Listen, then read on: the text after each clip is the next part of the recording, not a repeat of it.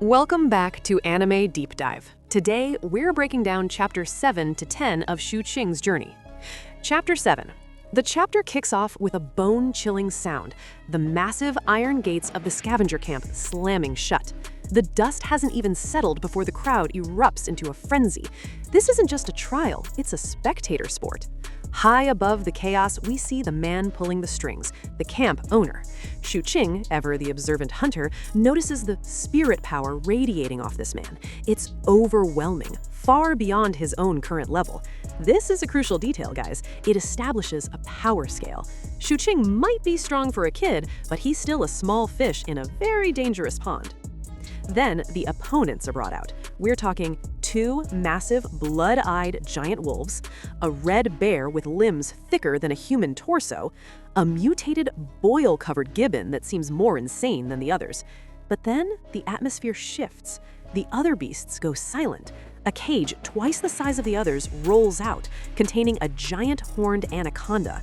This thing is a nightmare, thick as a man's waist, covered in armored scales and eyes that make even the other monsters tremble. The crowd's reaction tells us everything. If you draw the snake, you're dead. Even veteran scavengers wouldn't fight this thing alone. While the other kids are crying and praying to avoid the snake, Xu Qing is doing something different. He's remembering. He recalls that snake gallbladders have medicinal properties and that the meat is nourishing. Here's where we see Xu Qing's character shine. He doesn't feel fear, he feels hunger. He notices his mutation blotch is acting up, and he realizes that the snake's gallbladder might be the cure.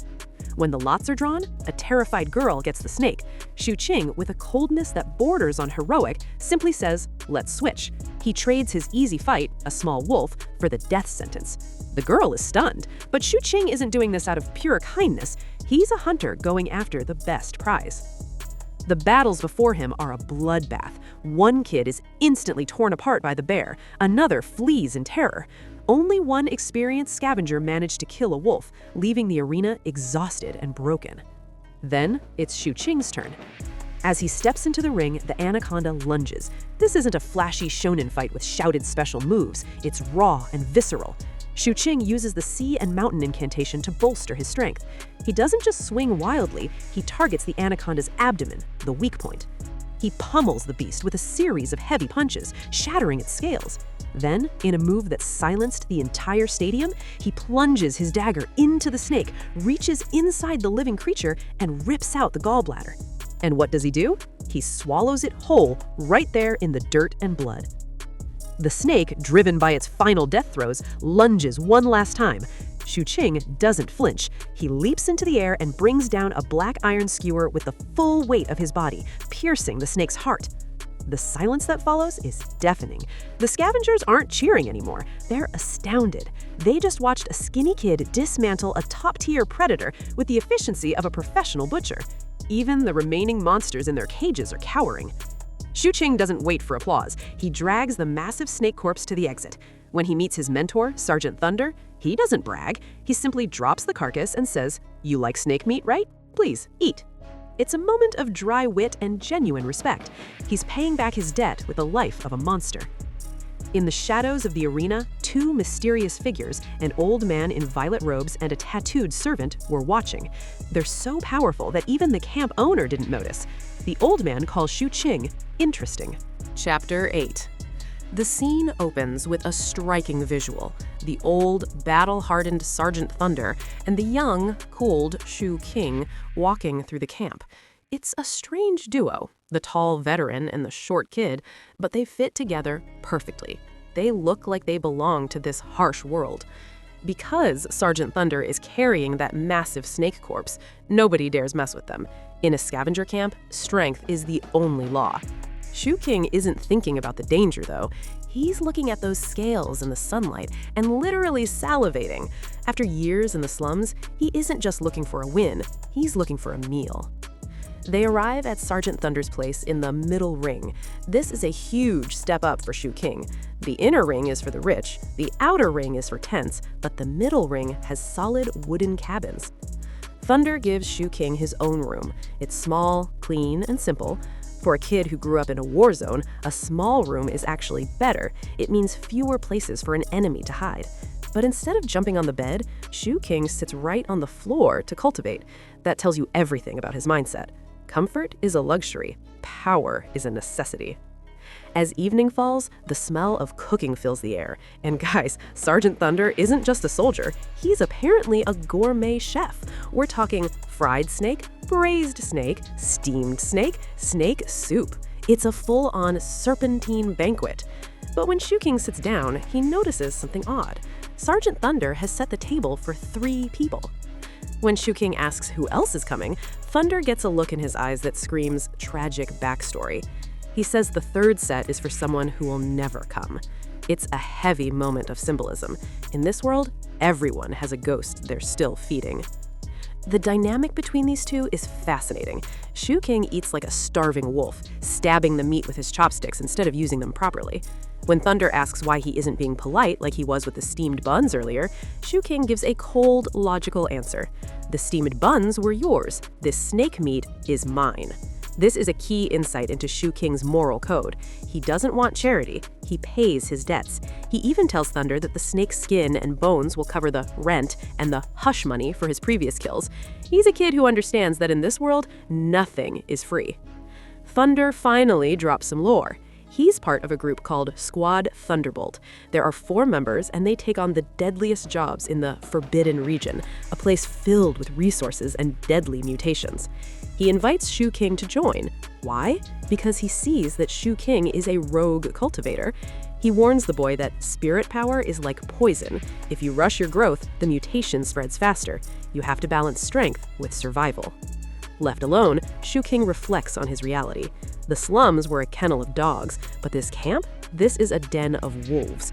To survive the wolves, he needs to reach the next level of the sea and mountain incantation. He reaches for the violet crystal hidden in his chest, the source of his insane regeneration and strength. As he breathes, his body begins to crack and pop. Black sludge, impurities from his body, oozes out of his pores. This is the key condensation process we see in many cultivation stories, but here it feels much more grounded and painful. Just as a mysterious visitor, the girl from the arena, comes knocking at his door, Shu King's eyes snap open, glowing with a violet light. He's done it. He has reached the 2nd level of key condensation. Chapter 9. The chapter starts with a literal bang. Shu King has officially broken through to the 2nd level of qi condensation. He tests a punch, and the air itself cracks. He's now strong enough to one-shot that giant anaconda from the previous episode. But it's not just raw power. His senses are dialed to 11. He can hear the softest heartbeat, which is how he notices a familiar presence outside, the girl he saved in the arena. She's come to thank him, but Shu King's response is ice cold. He tells her he didn't save her out of kindness, he just wanted to eat the snake. It sounds harsh, but remember, in this world, kindness is often a trap. Shu King is protecting himself by staying detached. The next morning, Shu King heads to the inner ring of the camp to find a cure for the agonizing pain in his arm. He finds a general store where the girl he saved is now working. He asks for white boluses, pills that suppress the mutagen poisoning his body. The price? 10 spirit coins each. That's almost his entire life savings. He buys 2, but when he sees them, he's disappointed. They're low quality, turning green and smelling of decay, but in a scavenger camp, you take what you can get. Just as he's about to leave, things get tense. 2 thugs from Squad Bloodshadow, Fat Mountain, and Horse 4 block his path. Horse 4 is a classic bully. He demands the pills, threatening to break Shu King's neck. The crowd expects a fight. The shopkeeper even mentions that Sergeant Thunder and the Bloodshadow Squad have beef. But instead of fighting, Shu King does something shocking. He hands the pills over. The thugs laugh. The crowd sneers. They think he's a coward. But Shu King isn't scared. He's calculating. He knows that fighting 2 level 2 cultivators in a crowded market is a bad bet. He'd rather choose the time and place of their death. As the sun sets, the coward becomes the hunter. Shu King shadows the 2 thugs all day, staying perfectly hidden in the gloom. He waits for them to split up. When Horse 4 wanders off alone toward the tents, Shu King strikes. It's not a duel, it's an assassination. A hand clamps over Horse 4's mouth, and a dagger silences his throat. No flashy moves, just pure, efficient lethality.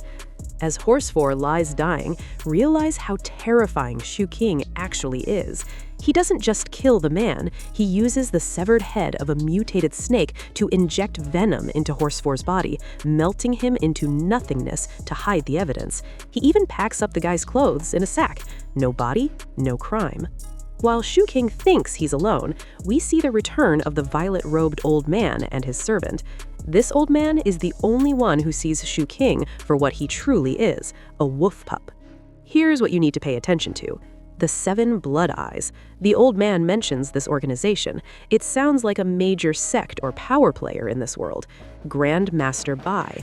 A new character is arriving soon. This suggests the small-scale drama of the Scavenger camp is about to get caught up in a much larger political storm. The Ruthless Path. The old man praises Shu Qing for being patient and cleaning up after himself. In this universe, being a good person gets you killed, but being a clean killer gets you noticed by the elite. Chapter 10. The nights in the Scavenger camp are brutal, but Shu Qing is used to it. After dealing with Horsefore, he knows he has one loose end left: Fat Mountain. In Shu Qing's world, a threat left alive is a death sentence for yourself. He spends an hour lurking in the shadows outside Fat Mountain's cabin, as still as a statue. High above, our mysterious Master Seventh is watching like a satisfied spectator, calling Shu Qing a wolf pup on a killing spree. But Shu Qing is smart. When the opportunity doesn't present itself, he doesn't force it. He slips back home, wipes off the blood, and finally uses those white boluses he fought for. The result? The mutation pain vanishes. He feels faster, stronger, and more cleansed. He's ready for the next level. The next morning, the camp is hit with a biting fog. To an orphan, cold isn't just uncomfortable, it's a catastrophe that kills. Shu Qing passes a clothing shop and sees stacks of fresh, clean clothes. With his newly acquired spirit coins from Horsefore, he walks in. He walks out wearing a thick, dark fur overcoat. It's too big for his small frame, making him look a bit odd, but he doesn't care. He's so happy that he actually walks around mud puddles to keep it clean. It's a rare, humanizing moment for a kid who usually only thinks about killing. A lavish caravan of horse carriages arrives at the camp, creating a massive distraction. Shu Qing uses the chaos to shadow Fat Mountain. Fat Mountain isn't a fool. He realizes he's being followed and leads Shu Qing to a remote area in the outer ring. Here's where things get intense. Shu Qing shows up wearing his old ratty jerkin. Why? Because he didn't want to ruin his new coat. Fat Mountain reveals he's at the 3rd level of Qi condensation. He's faster, stronger, and can actually externalize his spirit power into a freezing mist. He even uses hidden trump cards, 2 mutated winged centipedes that shoot from his ears like bullets, and a cloud of lethal poison gas. This is Shu Qing's first real boss fight against another cultivator. Despite Fat Mountain's poison and superior level, Shu Qing's raw speed and killing intent are on another level. He dodges the centipedes, ignores the poison gas, and closes the distance like a blur. Before Fat Mountain can use his final secret weapon, a piece of amber containing a scorpion tail, Shu Qing's black iron skewer pierces his skull. Game over. Shu Qing loots the body, melts the corpse with his mutated snakehead, and disappears into the night, leaving nothing but blood-soaked soil behind. Drop a comment below. If you enjoyed this breakdown, make sure to hit that like button and subscribe to Anime Deep Dive English.